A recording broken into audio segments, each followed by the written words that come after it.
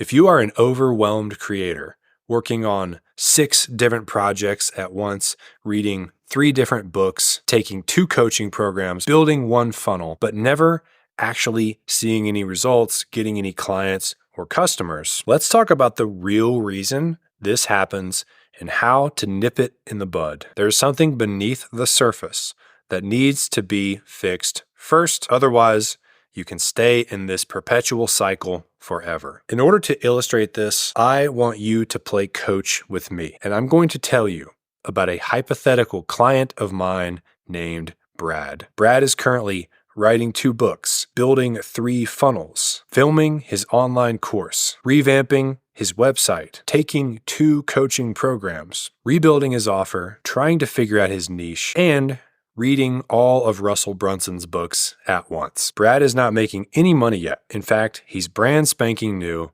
He has never had a client. He's also not creating content anywhere. He has no social media audience and no email list. Brad has been working on all these various projects for a year, and he doesn't have anything to show for it. Brad comes to you for help. You are Brad's coach. What would you tell Brad to do? My guess is you would probably say, Brad, you're overthinking this. You're trying to do too much stuff at once. You need to slow down, get your offer out there, see what people think about it, get some feedback. You need to be posting content because you need to build an audience so you have someone to sell your offer to, explaining to him the fundamentals of making this business work. And it's easy for us to look at Brad and tell him what he's doing wrong. But for some reason, when we're the one doing it, we've got the rose-colored glasses. I know this all too well. Literally, when I talk about Brad, I'm talking about me for the first probably 3 or 4 years of my coaching business. I eventually figured out how to get clients, but I never broke out of this state where I was just overwhelmed, confused, and trying to do 8 different things at once. There have been times where I've locked myself in my office for months at a time, and I'm working on this big project or this course, and I'm just like, this is going to be the one thing that explodes my business. It turns out when I get done with those, not much changes. That wasn't actually what I needed. And now I can look back at that past version of me and say, you were just procrastinating, dude. But procrastination is a surface level symptom. What I was really doing was hiding. What I really was scared. I was worried that people would judge me, or they wouldn't think I was good enough, or they would wonder why I thought I was special because I was posting videos on the internet, wonder what my family and my friends would think about me. So I would hide from doing all the things that it's obvious that you've got to do to succeed in this business. And I would just lock myself in a room and work on these projects. And I would overwhelm myself to distract myself from the real problem. I felt unqualified and inferior. And another thing is that I would become a perfectionist, which perfectionism is often another surface level symptom of fear. It's like, I don't want to be judged. And so if I make this product perfect, then everybody will love me and I will be worthy. The funny thing is you actually can't make a product perfect without getting it out there, getting feedback, and then making it better. That's how software improves. They do version 1.0, 1.1, and so on. There is an iterative process between creator and consumer that must be in place in order to create a perfect product over months and months or even years. Let's drop this idea of locking yourself in a cabin in the woods because you want to make your course perfect. That is a bad plan. It's impossible to do anyways. Underlying these coaches, creators, people who are overwhelmed, these newbies that are doing all this stuff, is fear. I hope you're okay with us calling a spade because we cannot move forward unless we can see what the root cause of all this is. And you cannot stay in a place of overwhelm while making 0 money for that long. And this is why most people eventually quit. All right, so now that we've called out the root cause of what's really going on, let's talk about what to do to fix it. And in order to illustrate this, I'm going to describe another hypothetical client of mine. We will call her Katie. Katie decided that she wanted to help moms rediscover their passion after motherhood. She didn't start writing a book. She didn't create a course. She didn't build a website. She started posting tips for moms on Instagram, and she reached out to all of the moms that she currently knew, interviewed them about what their biggest struggles around this were. Then she created a beta program, which was 4 weeks long, to help moms rediscover their passion after motherhood. She invited all the moms that she knew to take this program for free. She delivered it on 4 Zoom calls over 4 weeks. And at the end, she asked all the moms how it went. Some of the moms were willing to create video testimonials for her.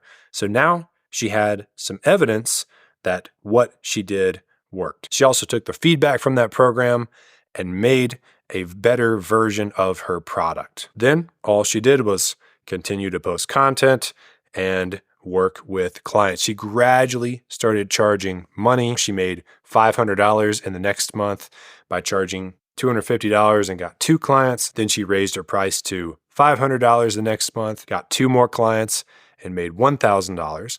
And at the end of her first year, over gradually doing this and making her program better and growing her audience, she had made a respectable $40,000. Only at this point did she start to outline the content and put it in a course so her future clients could consume it easier. And next year, she plans to start writing her book now that she has some proof after taking a bunch of moms through her process.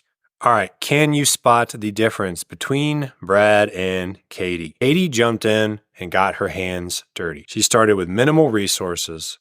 She went straight to the person that she wanted to help. She made herself vulnerable. She said, here's what I think would help you. And then she tried it on him and said, hey, did that help?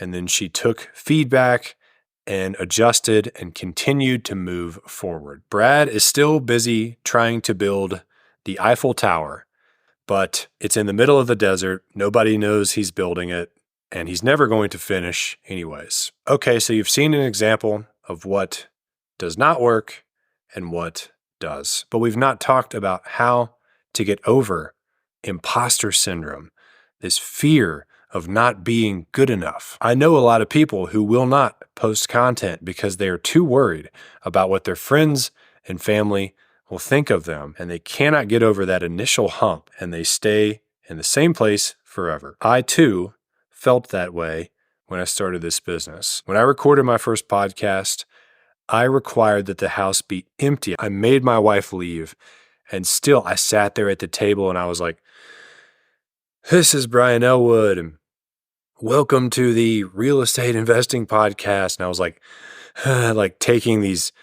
really awkward, unnatural breaths.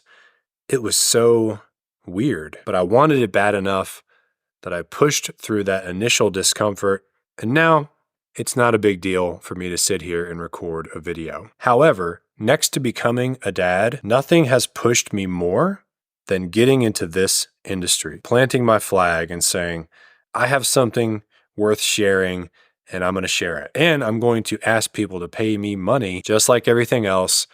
This is a personal growth journey. You want to think that you're missing a funnel or a website or a better offer or a bigger audience. And while all those things help, at the end of the day, most of the time when somebody's not taking action, if you stripped away everything, you would see that they are scared. That does not mean that there's anything wrong with them. When my daughter gets scared, I don't tell her, don't be scared. What's wrong with you? Be brave.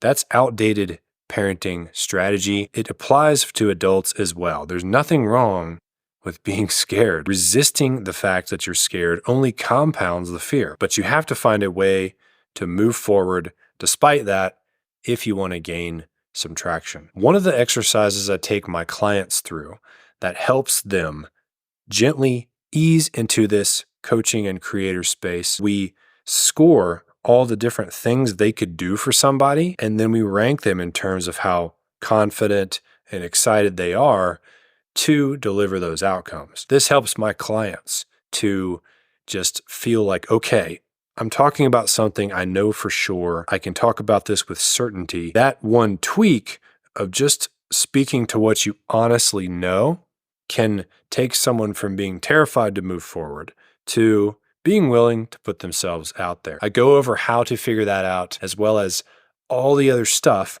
like who you serve and what you do for them and how you're unique inside of my book, Nail Your Niche. You can grab a copy of that, plus a ton of bonuses at nailyourniche.net. Also, if you're wondering whether choosing a niche is going to pigeonhole you into doing one thing forever, check this video out to see where your niche actually lives inside of your business. Thank you guys so much for being here. Subscribe if you found this valuable, and I will see you next time.